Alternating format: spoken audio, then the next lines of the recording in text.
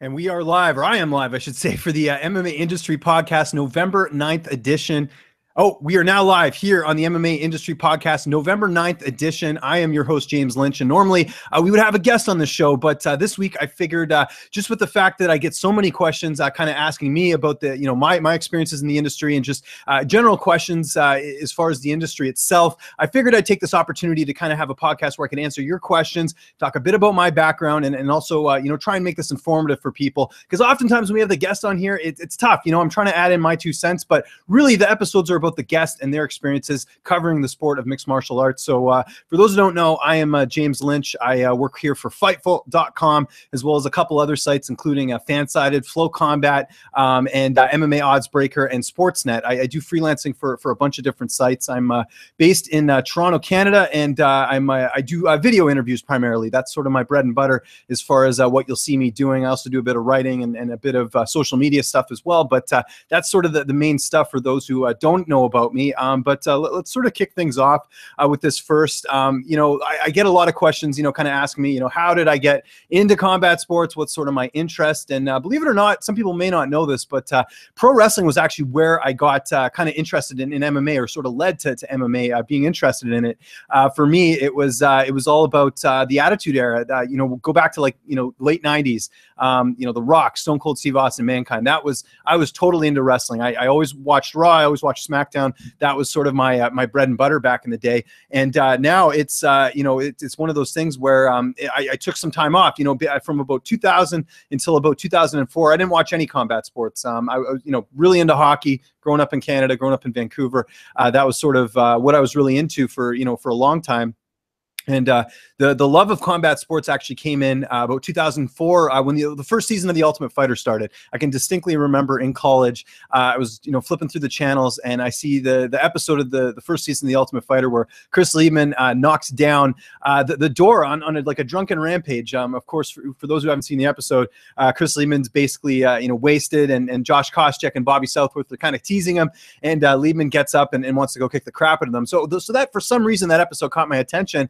And then from there, I got hooked on The Ultimate Fighter, and then from there, I got hooked on the UFC, and then from there, I got hooked on Pride and everything else, and the rest is history. So it's kind of an interesting way of how I got into it. I was not one of the original guys who watched the UFC from the very start, like some people have. I was what they would call back in the day a tough noob. That was sort of the term they used back in the day. But yeah, that's sort of what got me into it.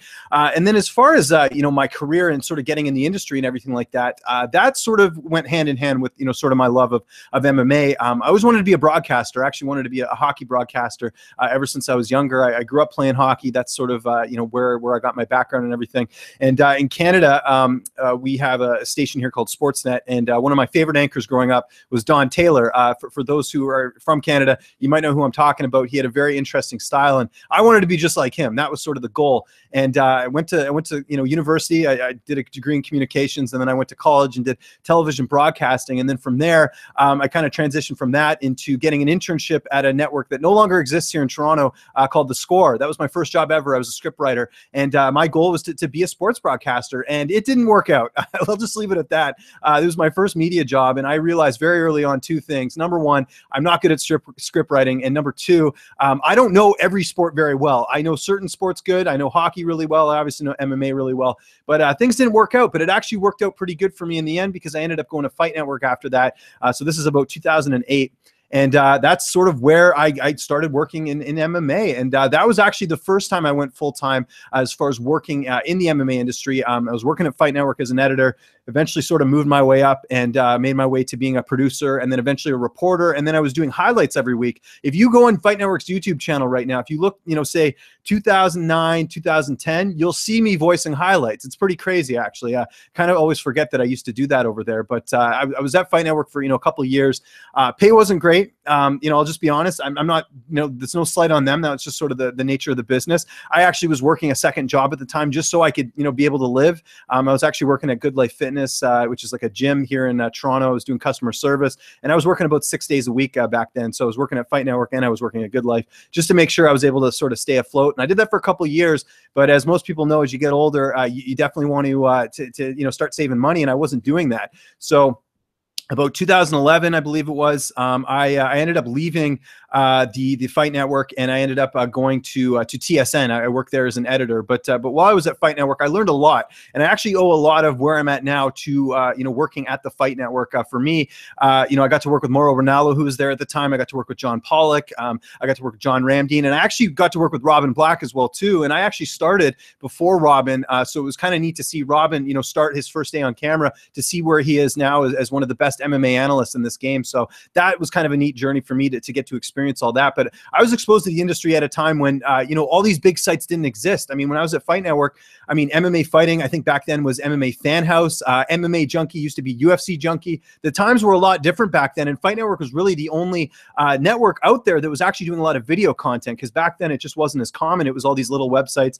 and websites that were mainly focused on writing. I remember like MMA Weekly and Sherdog being sort of the big deal back then. So that was kind of interesting. I got to see the industry back then. And then when I went to TSN, I kind of wasn't involved in MMA for about almost a year. I was working as an editor. I was working nights at TSN. And so, and for those who don't know TSN, that's in Canada, that's like the ESPN of Canada. So I worked there just editing sports highlights and stuff. And I was on a contract, so it didn't, I was only there for a certain period of time.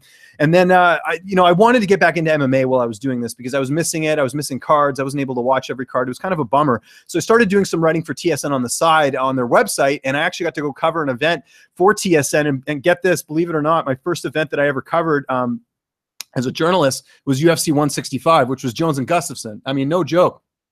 I was front row for one of the best fights of all time. I was cage side for that one, and that was a good experience for me early on to get my first UFC event sort of out of the way. Like even before I covered any local shows, the first event I covered, as an actual journalist, was for the UFC, for UFC 165. So that was really cool. First event I ever covered, though, I did some behind the scenes work for Fight Network. That was at Bellator 47, the first show that they ever had in Canada. Actually, it was Pat Kern and Ronnie Mann in the main event, believe it or not, at Casino Rama. So that was that was interesting to get to do that as one of my first events.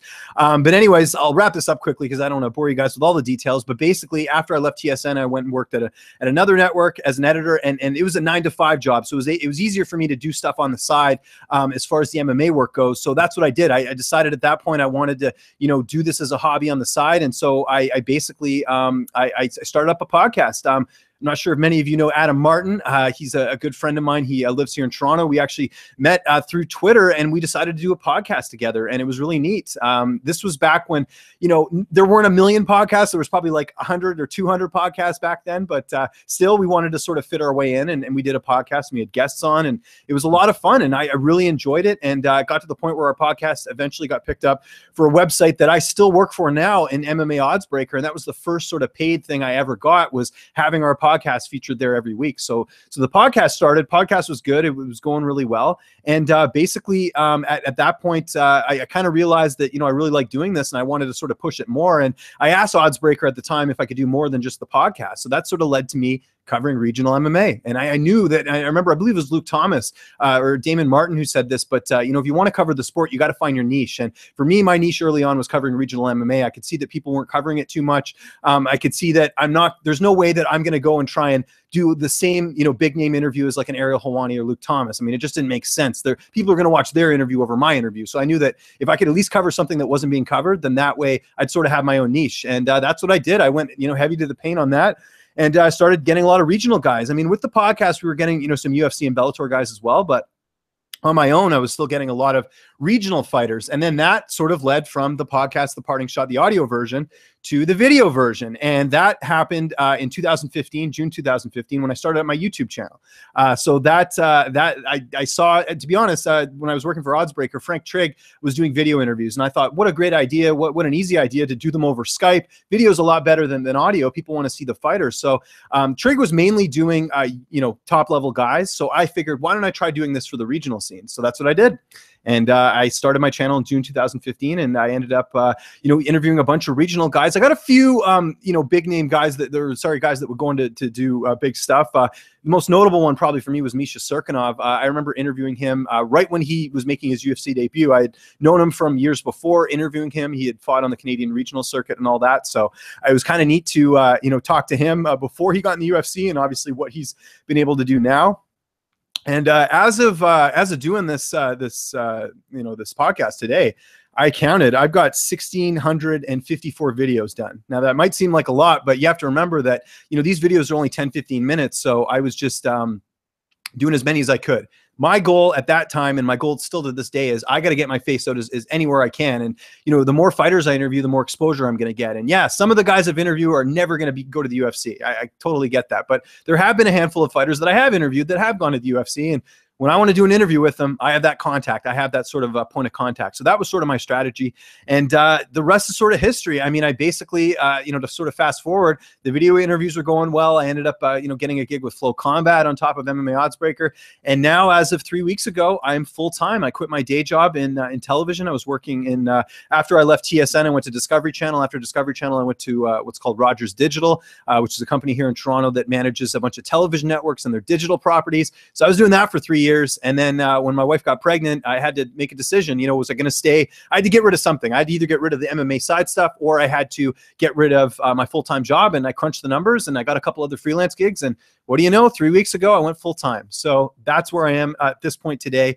And it's been awesome so far. So far, so good, as they say. And I'm quite happy with the decision that I made. So that's why I'm able to do this. And look, I have not made it yet. I'm not here to sit here and talk down to people or anything like that. I'm just here to sort of share my stories and everything. I certainly am not at the point I want to be at yet. I mean, to me, making it would be me getting paid by one site. I'm full-time and I get sent to events. That just hasn't happened yet. I do go to events, but it's out of my own pocket. I mean, I'm paying, my own way. I've had one event which has been covered by an outlet, but that's it. And that was earlier this year. And that was actually at Bellator NYC. Flow Combat, nicely enough, paid my trip for that. So that's the only trip I've had covered. All the events I've gone to, I paid out of my own pocket. And I'll talk a little bit more about that later, but kind of feel like I've been talking about myself a lot. So that's sort of where I got into the industry and everything like that. And that's where I've ended up at now. And by the way, if people have questions, I'll try and answer them on here after. I wanted to get to a bunch of questions that I was asked previously, but I'm the type of guy that if you're watching this right now, send me a DM. My DMs are open. Send me a tweet. I will gladly answer any questions you guys might have. If there's anything here I'm talking about that you have any questions about. But I did get some questions earlier this week, and some of them I will get to all of them right here, right now. Nick Baldwin, who's a writer for Bloody Elbow and a friend of mine, he asks his question, which was, did you always want to cover MMA full-time? Was that always the long-term goal? I think initially when I was doing it, I actually thought that I was going to sort of, go far in my television career. I just started in 2014. I just started at Rogers, and I was in digital media. And I sort of felt like once I was at a big company, it just would sort of work itself out. And I kind of realized, partway through me working there, maybe about year 1, year 2, I kind of realized, what, this corporate lifestyle isn't for me. It was nice. I had really good benefits. I got paid pretty well. It was 9 to 5. It was very cushy. It was good, but I just felt like I wanted more. I wanted to be more stimulated. The job I was doing was good, but I just wasn't that stimulated. Like I would go work an 8-hour day at my job, and then I'd come home, and then I'd sort of feel satisfaction because I was doing these interviews. I was talking to fighters. I was really excited about the work I was doing. So I think I sort of figured out that at a certain point, and I realized that was sort of what stimulated me. So I think that the full-time thing initially wasn't on the radar, but then it got to a point where I thought, yeah, I want to do this full time. And by the way I thought I was going to do it was I'll just get hired by one outlet and they'll hire me full time. But here's the problem, guys. All these sites want writers. I'm not a writer. And that's one thing I should mention too. I realized that early on that I'm not going to be like a Rhodes Scholar. I'm not going to be like a Chuck Mendenhall or Sean El-Shadi or Kareem Zidane, who are great at what they do in writing. I'm not that guy. I did go to school for, I did a bit of writing in school, but just writing's never been my thing. So I kind of realized early on, where my talents lie is in broadcasting and in podcasting and hosting and all that. And kind of what you see me doing right here. That's where I feel like I'm better at than I am a writer. So for me, I just wanted to focus on that. And if you look at a lot of the sites, those positions are few and far between. I mean, you look at Junkie, it's, John Morgan's their guy. He does a lot of on-camera stuff. He does a lot of writing too. That's probably why he does sort of both. Ariel Helwani doesn't do much writing these days. He does a lot of video stuff. Luke Thomas does a lot of video stuff. So there are very few spots, but you can name a bunch of writers that write for prominent sites, and those jobs are just readily available, which is why too, when, someone gets hired by a big site and, I don't get hired, it doesn't bother me because I know that they're looking for writers. I'm not, if they're looking for a broadcaster and they hire someone, fair enough. But for me, it's just for now, it's just the fact that I do broadcasting. I don't do writing per se. So for me, I didn't think the options were there, and then I kind of figured out, hey, I could just work for a bunch of different outlets and make it work, and that's what I've been doing so far. So far, so good. His second question he asks is, what's the best organization to cover in person and why? to be honest, I've only covered, I've covered Bellator and the UFC. I've covered, I think, 11 events for the UFC. I've covered, I want to say 3 or 4 for Bellator. I've covered a couple local events. We had a Global Warriors show here in 2015, I think, 14 or 15. I can't remember. And that was good. So it's, just a few local promotions, UFC and Bellator. I'll say this, they both have their pros and cons, but Bellator this past June in New York was the best press experience I've ever had as far as covering an event. They were just really organized. I really like the way they sort of treated the media as far as, access and everything. Like, here's an example. At the UFC, when you do a press conference, they pass the mic around, you get to ask your questions, that's that.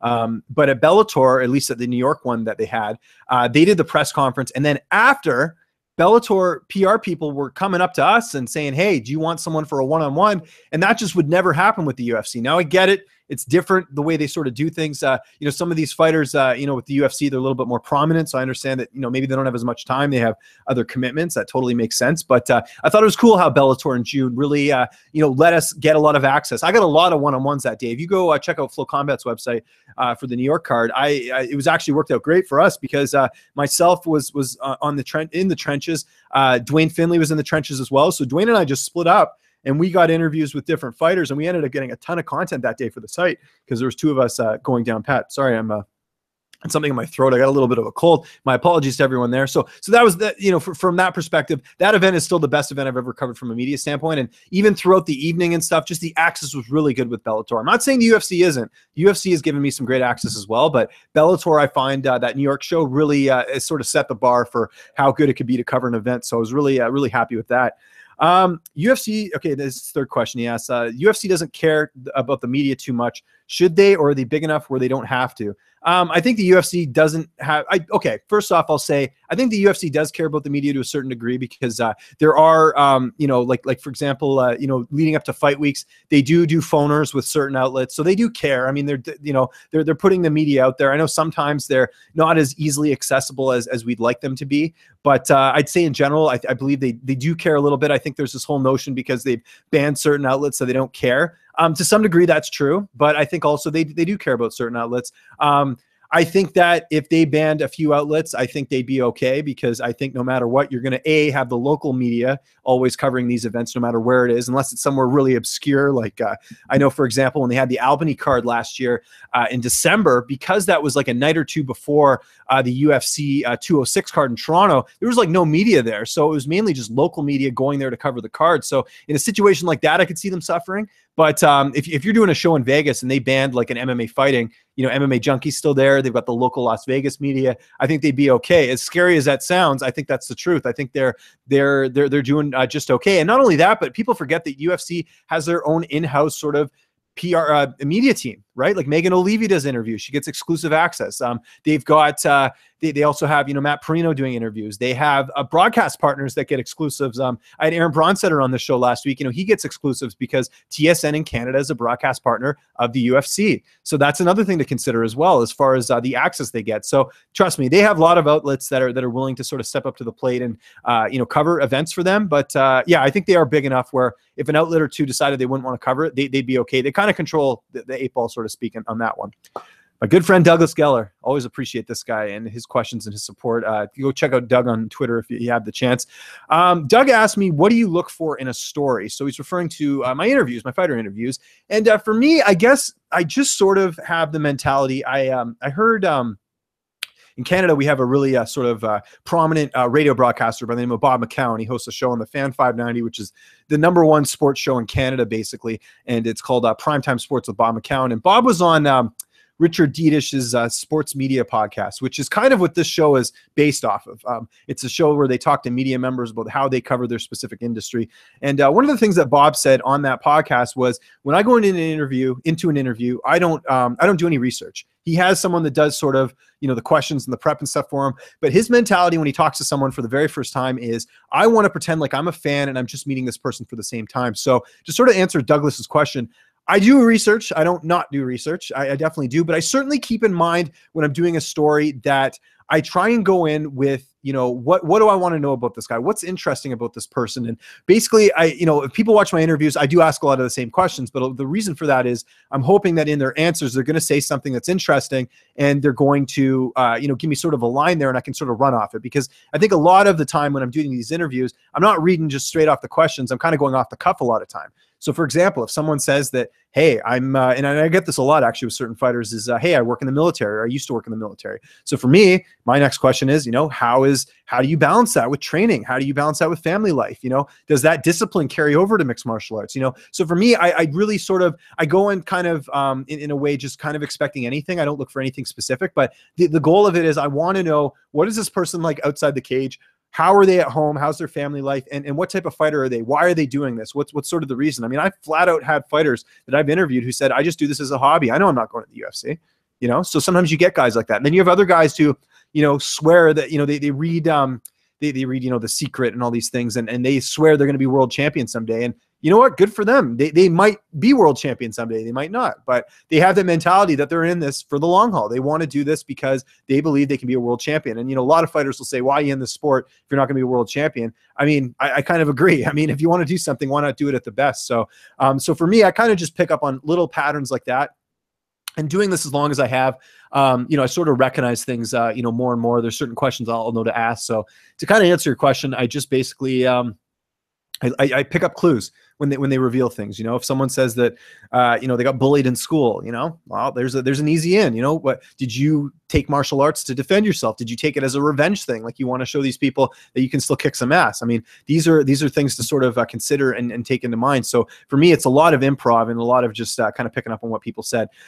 He says, his next question? He asks, what are your exceptions of a guest or someone you're interviewing, or expectations? He says, I totally read that wrong. What's going on today? My expectations are really just, I want to know, what is this guy like at home? What's he like outside the cage? What is he like during training camp? How intense is he? How much time is he putting into this? Is he a full-time fighter? Is he a part-time fighter?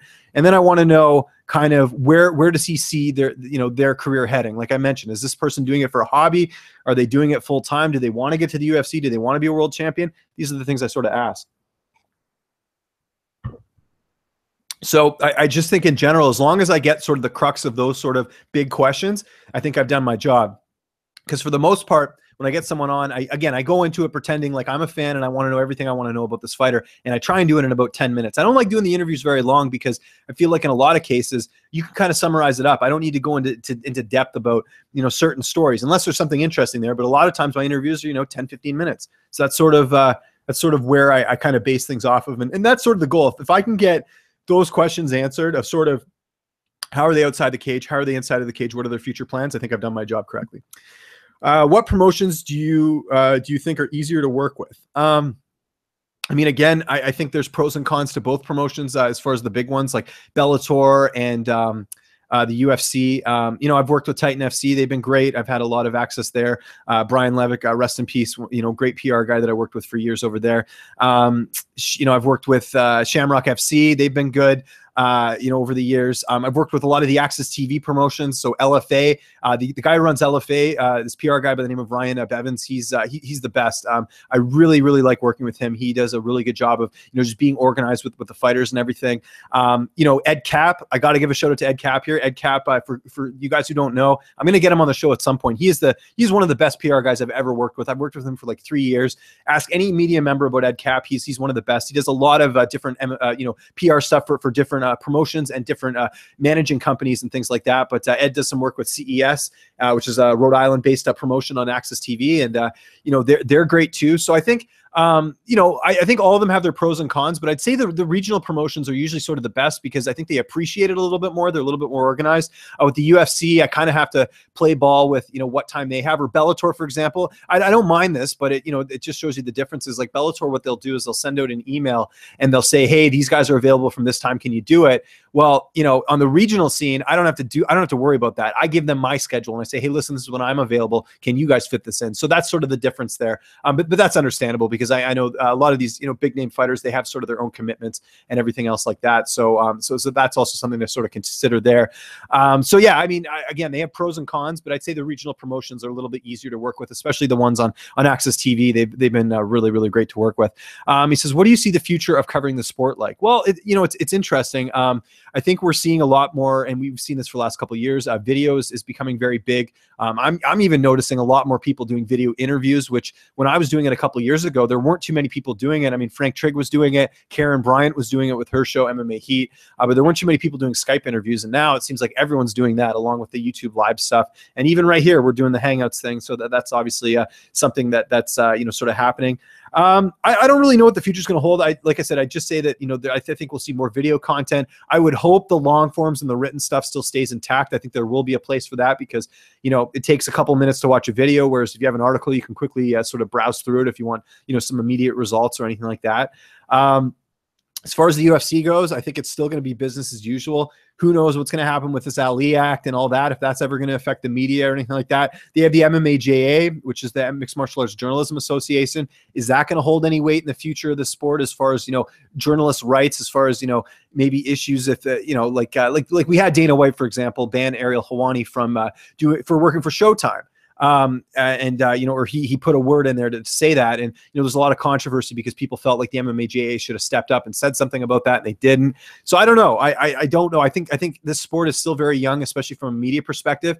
One of the things that I don't know, I'm sure people realize this, but a lot of the people who cover the sport don't have journalism degrees or journalism background. I mean, I have a communications degree, but I don't have a full out, journalism degree or anything like that. But again, I'm doing broadcasting and I went to broadcasting school. So I feel like that sort of counts, but there's a lot of guys who cover the sport that just aren't, they don't have that journalism background. And I think that's where sometimes you see people run into problems or they make mistakes because they didn't learn, ethics or anything like that as far as that goes. So as far as the future goes, I see, the coverage being somewhat similar. Who knows what's going to happen with the UFC and Bellator? And as far as, things like the MMAJA, who knows? I mean, it would be great to see more rights for journalists, but I don't know yet. I haven't seen too much change at this point, so it's hard to say where, things are sort of going to happen there.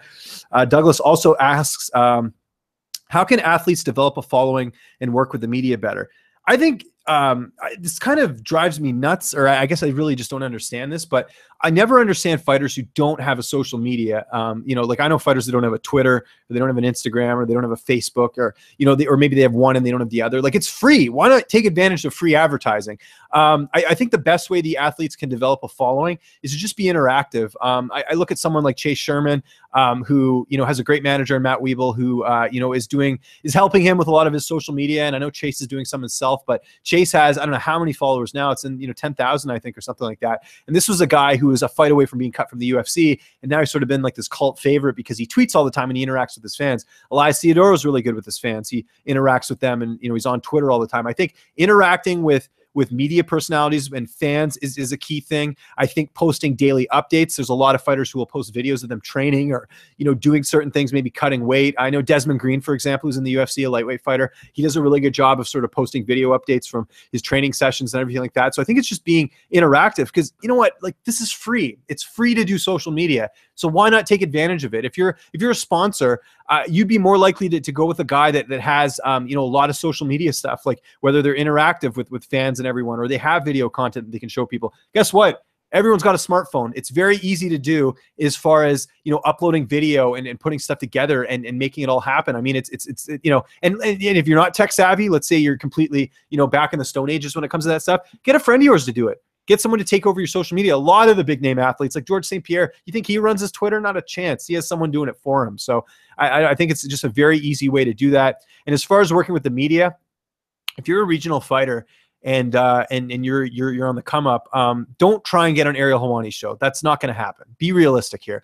Talk to people who are starting out. Find sites that are covering regional MMA. Go to like an MMA Today or an MMA Sucka, or sites that are mainly focused on everything, not just focused on the UFC or Bellator. Find those writers, hit them up, say, hey, would you be interested in having me on the show? I know when I was starting out, I had people. I'll tell you this story, which is kind of interesting. A couple years ago, when I was starting out my podcast, I had someone who was working with a fighter, and they were like, "Listen, I have this female fighter. She's going to be on The Ultimate Fighter. Would you be interested in interviewing her?" And I remember at the time I was kind of nervous because I had never really interviewed any women's MMA fighters, and I just, at the time I was kind of like, well, I don't know a lot about regional fighters or whatever. This is before I sort of made the dive into regional MMA, and I remember thinking, I don't know if I should do it. And I was like, what can go wrong? So I did it. And who was that fighter? That was Randa Marcos. Now, we know how popular Randa Marcos has been in Canada, and of course, she was very notable on her season of The Ultimate Fighter, and that worked out great because I interviewed Randa before she went on the show. I interviewed her after the show, and I've been following her career throughout, and I still got her number. I know if I send her a text or an email, I'm going to get an interview with her. So stuff like that helps. Like, just take advantage of situations like that, and don't be a snob. I think, especially if you're doing interviews, do interviews with fighters that don't do a lot of interviews. Find guys that are on the come up, do go that route. I see so many guys trying to interview top level fighters, and it's like, why?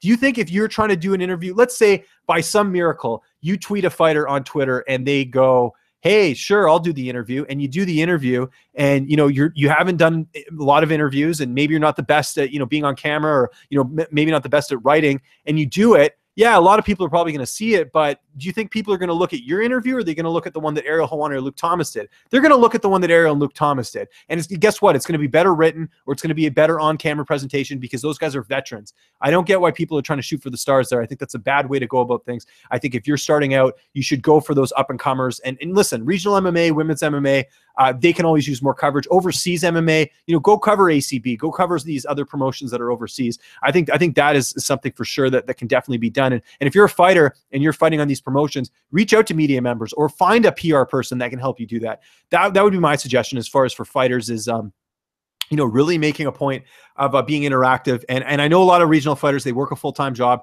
Listen, go on in the morning before work, tweet a couple things saying, hey, these are my picks for 217, or, whatever. Like, just be interactive with fans. It's easy to do and it's free work. All right. Wow, we're already half an hour in. I hope I haven't bored everyone yet. Again, I'm trying to be informative here, not trying to talk about myself so much per se. I got a bunch of questions here from Alex Scafidi, who has been a great supporter of mine. I got to give her a big shout out. Most people know her on Twitter. She's really great and really interactive as well. So I'm going to try and get through most of these. I think I answered some of them already. So we'll get through that, and then I'll sort of at the end, if I get through, this is sort of the last batch of questions. At the end, I'll kind of give some things that I've noticed in the industry that I think people would sort of benefit from. So let's go. With the first question, she says, growing up, did you have an interest in MMA as a kid, whether it be a viewer or practitioner? So I guess, I just mentioned the pro wrestling thing, but actually most people probably know this if you follow me. Bloodsport's my favorite movie of all time, and I definitely remember watching that as a kid with Jean-Claude Van Damme. And so I think I was kind of always into combat sports. Like, wrestling sort of came later, like in my teen years. But I think when I was younger, I played hockey. There's certainly appeal of physical sports. I definitely was playing a lot of the beat 'em up video games like Street Fighter and Mortal Kombat and all that. So I think I was always sort of into like the aggressive stuff, and that's sort of where it started. And obviously Bloodsport is like my favorite movie. I watch it every Christmas, and don't ask me why I watch it every Christmas, but it's just sort of a tradition I've had for years. But yeah, so I guess for me, Bloodsport was sort of the first thing. And, I watched Ninja Turtles, the cartoon as a kid, like a lot of the action stuff. So I'd say it sort of started with Bloodsport and all that, and obviously the video games too. Next question, when you did take an interest in the sport, what was the first MMA event that captured your attention from which organization? First card I ever watched, I think live, let me look up the number here so I don't sound like a dummy. It was the Rich Franklin. Okay, so here's the thing. When I watched season 1 of The Ultimate Fighter, the guy I really liked on that show, I was kind of, by the way, for those who have watched the season, I was big into on the green team, which was Randy Couture's team. I kind of felt like they were the underdogs throughout the whole season. They would lose this was back when The Ultimate Fighter did challenges. So the team would always lose the challenge, and they were coached by Randy Couture. And I was really drawn to Chris Liebman on that show for some reason, even though he was kind of a screw up on the show. But for me, I really liked the green team. So I liked a lot of the fighters on that green team. And I really like Nate Quarry on that show because he was like a good leader in the room, and he was one of the talented guys. And for those who haven't seen the season, Nate got injured on the show and didn't actually get to fight on the show. So there was kind of always this what if. But anyways, after the show, Nate was healthy, and the UFC gave him a fight anyways. They actually, on that season, they actually gave all the fighters one fight in the UFC, which was interesting. And so actually, to answer your question, I was following Nate Quarry's career quite closely after The Ultimate Fighter, and he went on a bit of a run there. Let me just look at this here. I'm trying to remember what it was. So he beat Loden Sincade at the Ultimate Fighter 1 finale, beat Shoney Carter, and then beat Pete Sell. This was back in the day when you'd have 3 fights, and if you won 3 in a row, you get a title shot, believe it or not. And I remember at the time it was kind of controversial because, if I'm not mistaken, Matt Lindland, I think, probably deserved the title shot over Quarry. I don't know if he was still with the organization. But anyways, long story short, that was the first event I watched, distinctly remember watching, was UFC 56 Full Force.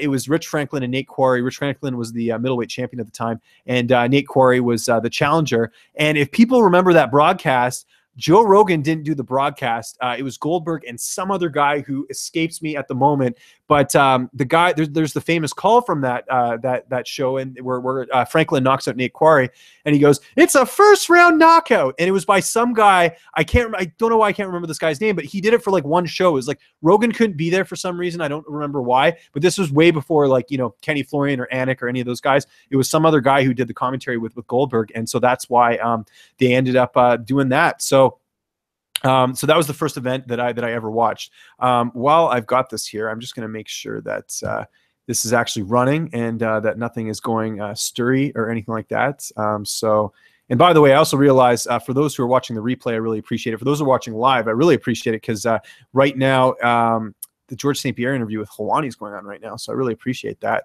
It looks like right now, yeah. Okay. We are live. We're good. Okay. I just checked, just making sure that that's all good. Where did she start? Oh yeah. So yeah.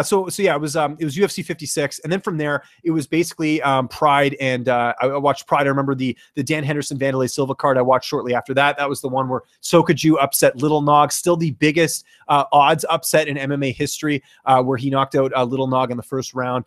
So it sort of led from there, and it's sort of spinballed from there as far as all that goes. So yeah, UFC 56 was the first one, and then I kind of went back and watched older ones and everything like that. But that sort of took it. She then asked, when did that interest grow into wanting to cover the sport as part of your career? Well, I think because I always wanted to be in broadcasting, like I wanted to be a hockey broadcaster. I think just naturally I wanted to cover MMA. And I remember writing a blog back in the day, which God hope I don't think it exists anymore. I think I called it Unanimous Decision or something like that. It was one of those blogspot blogs, and I just write like opinion pieces on upcoming cards, and I did that for years. Didn't get paid anything. I just did it to try and write. And I'm sure the writing on there and the punctuation was awful, but back then there was no YouTube really, like YouTube wasn't that prominent. And so I was just writing, opinion pieces and stuff. And I don't even remember where I shared it back then because there was no Twitter, Facebook. I don't think you could share stuff back then. Facebook was just like, you just could write on people's walls, but I don't think you could share links back then. That just shows you how dated I am.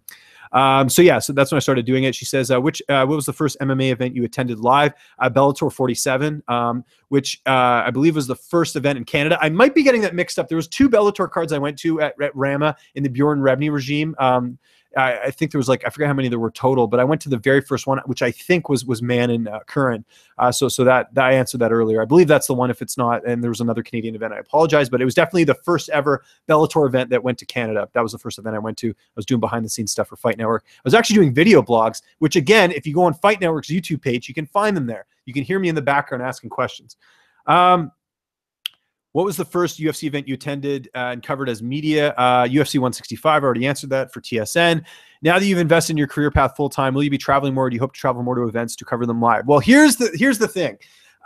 So while I am doing this full time, I am also a father, and it's very difficult for me to leave because as right now, my son's only, 2.5 months old. And so if I leave, that means my wife's by herself. And, we don't have my parents, I grew up in Vancouver. So my family's not even here. And then my wife's family, they live about an hour away. So it's really difficult to go and cover events because she needs me here to help out with the baby. So right now, no, I'm not going to be covering more events, although I am going to UFC 218 in December, and how I had to swing that was I had to get my mother-in-law to come stop by and help out with my wife for a couple of days so I could go do that.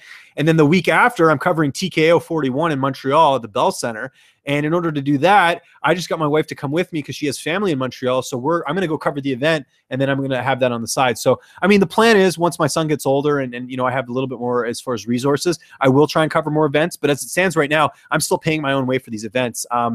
I don't know if people know this, but the reason I still freelance with Sportsnet is because I'm almost guaranteed credentials every single UFC event I go to. The deal I have with them is they don't pay me, but I do freelance work for them, and I can use them as a name to go cover events. Now, here's the nice thing about it is I get to do video interviews for them. They usually transcribe my interviews for me. They, they put it on this huge site. Like Sportsnet's this huge network in Canada. It gets a lot of exposure, and so I pay my own way, but then I also get to keep the content on my YouTube channel, make a little bit of ad revenue off that. So that's sort of how I swing it that way. But I'm going to try and go to more events once sort of my son grows up a little bit more and I'm not needed as much as at home. But it would be great if I could get an outlet that would pay my full way as it stands now. So for now, the plan is to go to these events and get paid. I do have a couple outlets now, Fightful being one of them, where I can go to events and I'll actually get paid per content, which is good. So I make a little bit of money off that, but still not enough to cover the entire trip. But the way I look at it is like it's an investment. Like I went to International Fight Week this year, and I got I stayed in Vegas for like a week,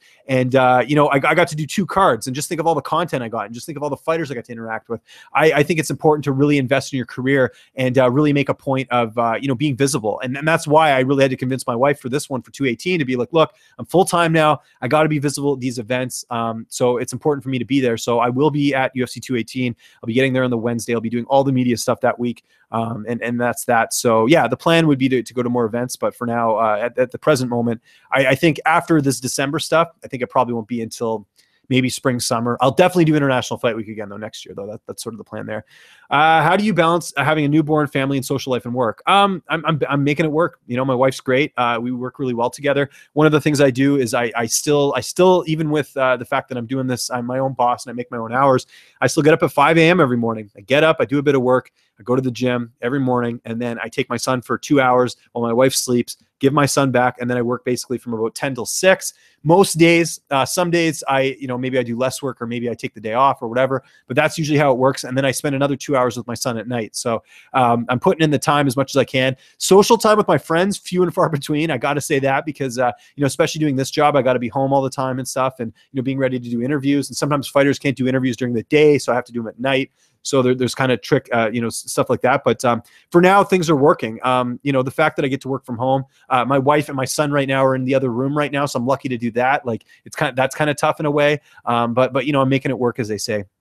She says, how do you keep your personal biases as a fan separate from the work you do covering the sport? Do you find it hard to do so? This is a good question, because I see this happen a lot with journalists where they are clearly biased towards a fighter, or they start to cheerlead. I hate that stuff.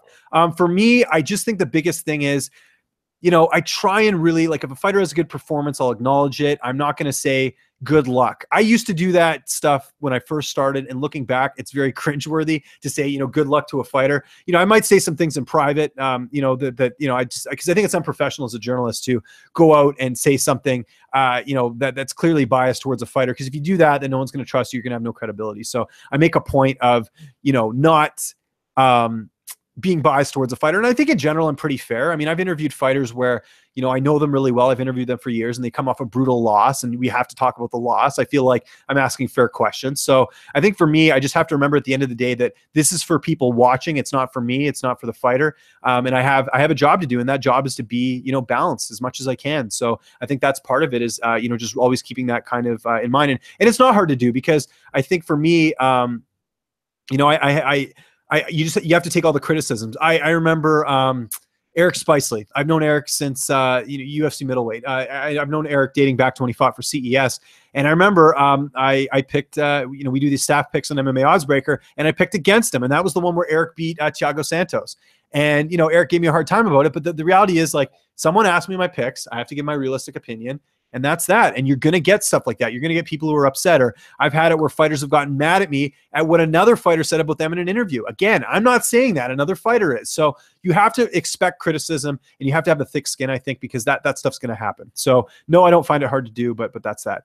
What is your 5-year goal in terms of your career? Where do you want to go and accomplish? 5 years, I want to be doing this full time for one outlet, and I want to be going to events. That would be the dream goal right there. And then maybe I do that for a couple of years and see how that goes and see if I still enjoy it. Because listen, John Morgan, I envy his job. I wish I could do it, but also I see how much time he's away from his family, and that seems pretty rough. So if I could get a healthy balance of covering events or something, that would be sort of the perfect thing. But for now, 5 years, that would be great. Is if I could get an outlet that could, I could work for one outlet, or I'm doing, multiple outlets, but I'm getting to the point where I'm starting to get paid and sent to events. Cause that's really, I love doing the Skype interviews from home. It's awesome. It's great getting to talk to different fighters, but I love covering events live. That's my favorite thing in the world. And yeah, nothing beats that. That is the pinnacle for me as far as why I love doing this is because I get to cover events sometimes. And that's the perfect thing. So 5 years, hopefully I'm doing that. 10-year goal. Wow. I guess hopefully I'm still doing this. Hopefully I still have the passion for it. Hopefully I still love it in 10 years. It's hard to say. I hope this lasts as long as it can. I hope I still really enjoy doing the sport. That's a big thing for me is, being passionate about what I do. Maybe I don't like doing this in 10 years. Maybe I do. I don't know. So I think the goal is to just be happy in my career, no matter what I do, whether it's in mixed martial arts, whether it's covering the sport, whether it's, doing the journalism thing. I don't know. I think in 10 years, I just want to still be happy doing what I'm doing and making money. That's one thing that'll never stop is I always have this drive to, make money and support my family and support, everyone around me. That will always be there. I will always want to make money, and that's never going to go away. So whatever I'm doing, I'll be busy. And, people talk about my work ethic, but it's just a second nature to me. In general, I need to be active. I need to be doing stuff. So that's sort of a main thing. She then asked, what's your background in education?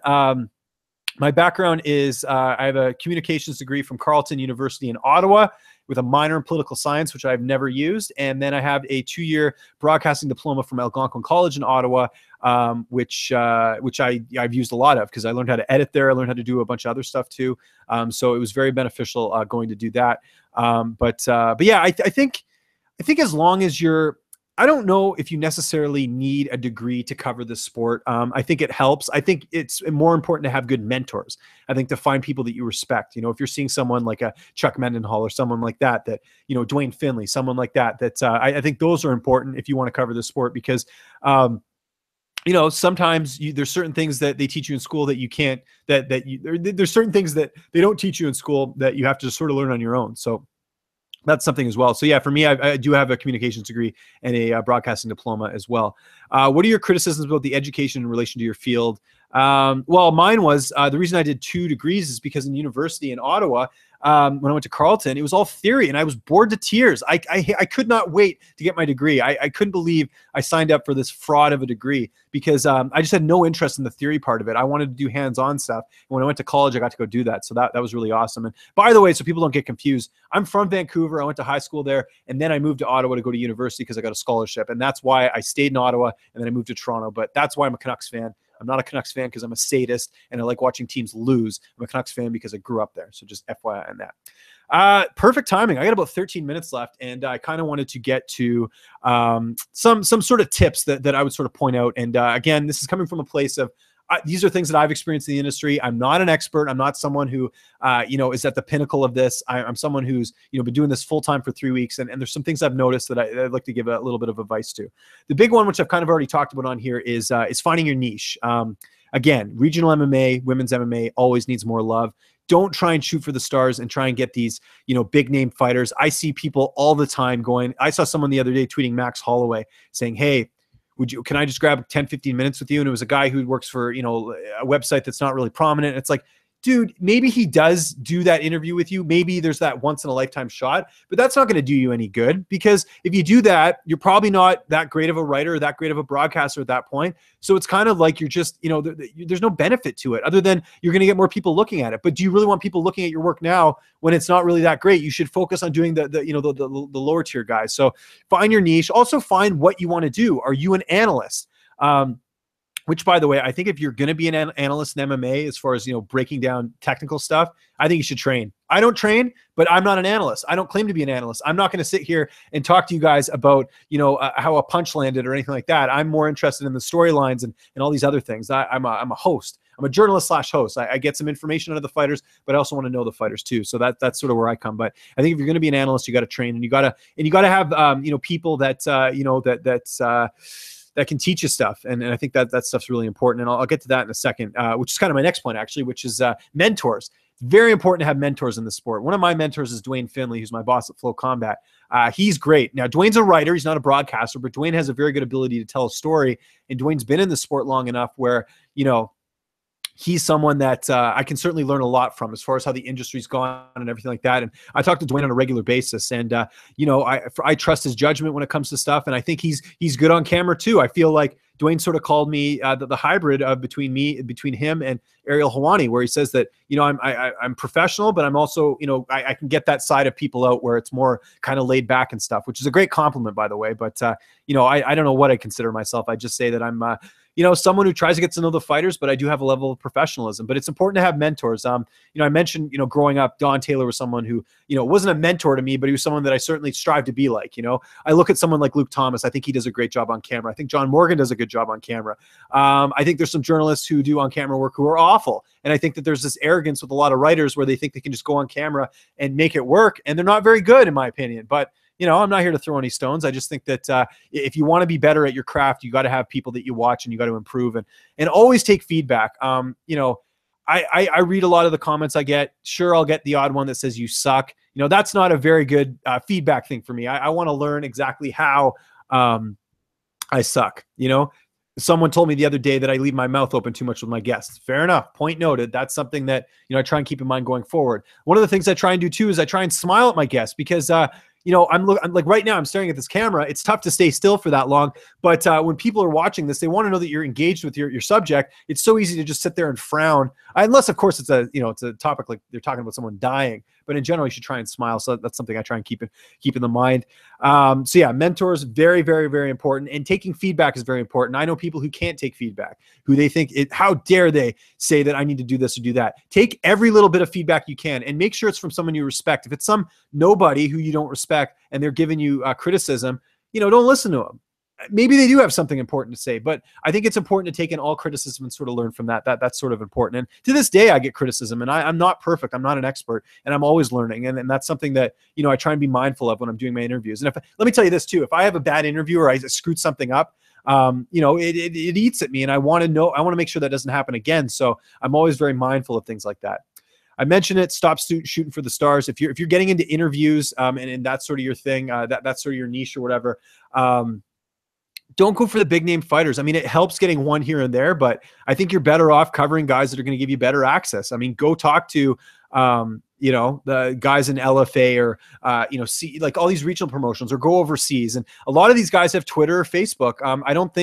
I think for regional fighters, it's not a big deal if you try and contact them that route, because, or find out who their manager is, or find out if someone interviewed a regional fighter, ask another journalist how they went about getting them. I do that all the time. I mean, I think that's a professional way of doing things.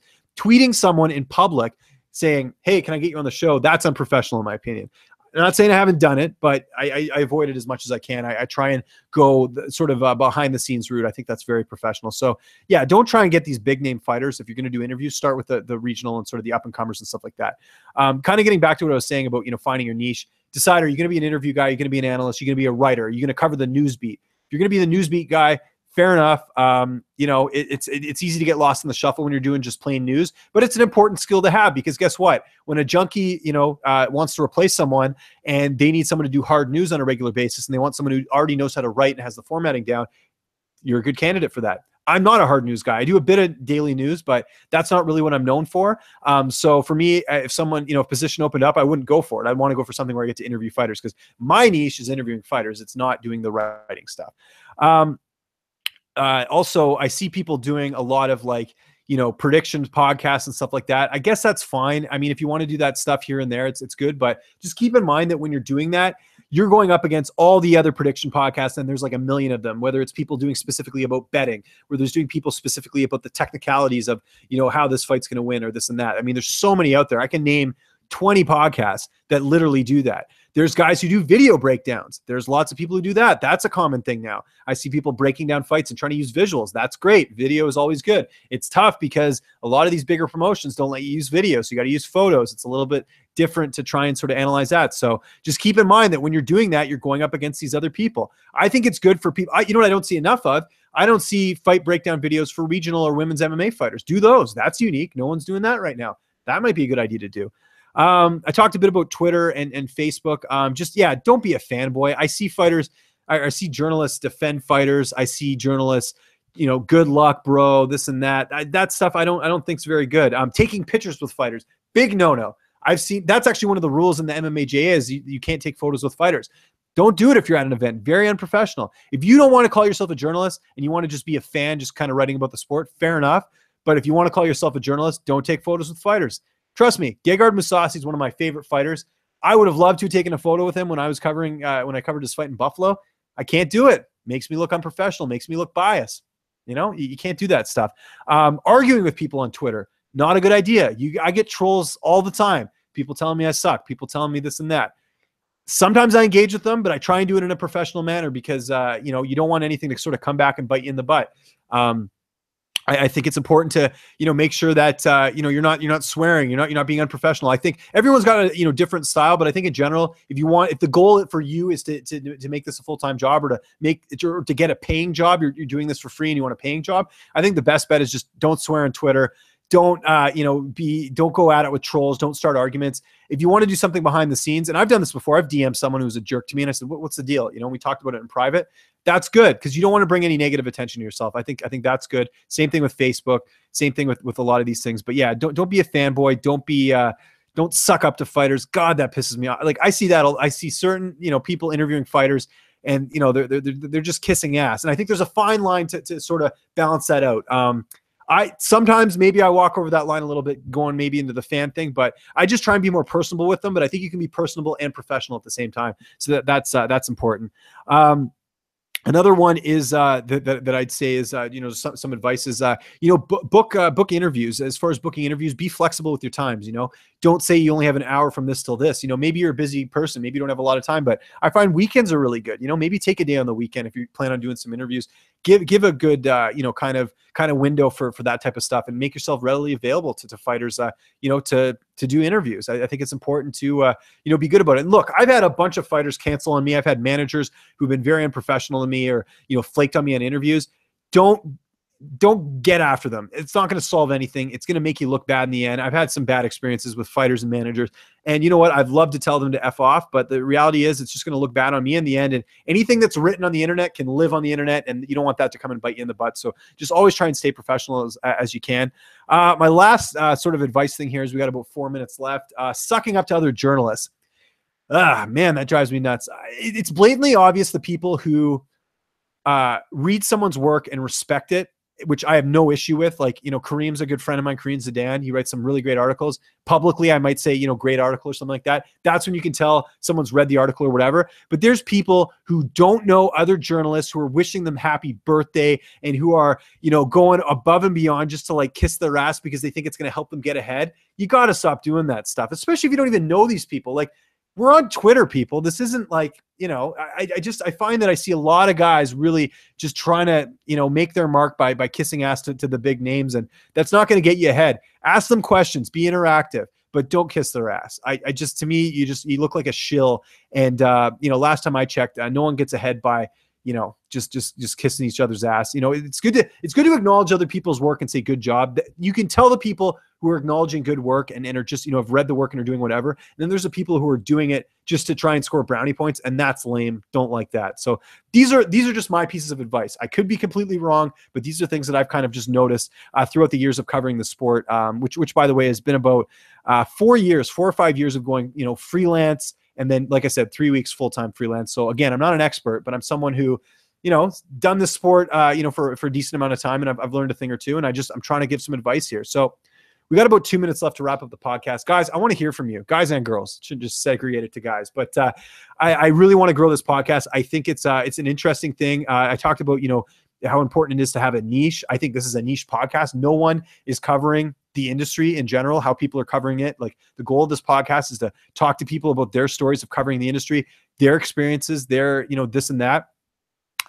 Jason Floyd did a great podcast. I believe he stopped doing it, but he has the MMA Insiders podcast. That's not what this is about. I don't want to talk about fighters and topics and everything. I want to talk about the stories of the media members who are covering the sport. And, people are probably disappointed, don't like the topic, but it's unique. No one else is doing a podcast like this, and I want to continue it. But again, I'm open to all feedback. Is there things you liked about this episode specifically? Do you want me to do episodes like this again, where I answer questions and maybe not talk so much about myself? I'm cool with that. We're going to get guests on every week. That's the big thing here. I have a lot of people that I want to get on here. I think there's a lot of interesting stories. I mentioned Dwayne Finley, who I work with at Flow Combat. He's my boss. He's got an interesting story. He's actually got a book right now on Amazon, which the Cold Distance. Go look it up. A great book. I haven't read it yet, but I hear great things. Check that out. I'm going to get a lot of cool people on here. I'll try and get some big names. I'll try and get an Ariel Helwani or Luke Thomas or someone like that. But I'm going to get a lot of other really interesting people too. And I hope you guys enjoy me for the ride here. And I really got to thank Fightful because they're letting me host this podcast. They have a great setup over there. I've been so happy working with them for the last couple of weeks. It's been great. And again, this isn't me sucking up to them. This is me just acknowledging that I'm having a good time over there and things are great. So yeah, guys, I just want to hear your feedback. You can check out me on Twitter at Lynch on Sports. That's LYNCH. You can check out my YouTube channel, youtube.com/Lynch on Sports. I do video interviews for a bunch of sites, including Fansided, here at Fightful, Flow Combat, MMA Odds Breaker, and of course, I also do video editing for MMA Mania. You can find my video features up there as well. I usually do about one or two videos a week, so check that out for sure. And I just want to thank everyone for joining me, especially if you did this live, because again, I know the GSP interview is going on right now at the MMA Hour, and if you caught the replay, thanks again. I appreciate it, guys. Next week, don't know who the guest is going to be, but I'll have someone awesome to kind of get this going and get this podcast started. But I felt it was important today to really just kind of get a lot of the questions you guys wanted answered, and I hope you guys enjoyed it, and I hope you found it informative. And again, get that feedback to me, whether it's a DM on Twitter or just tweet me in general. Thanks for watching, guys. Really appreciate it, and have yourself a great day.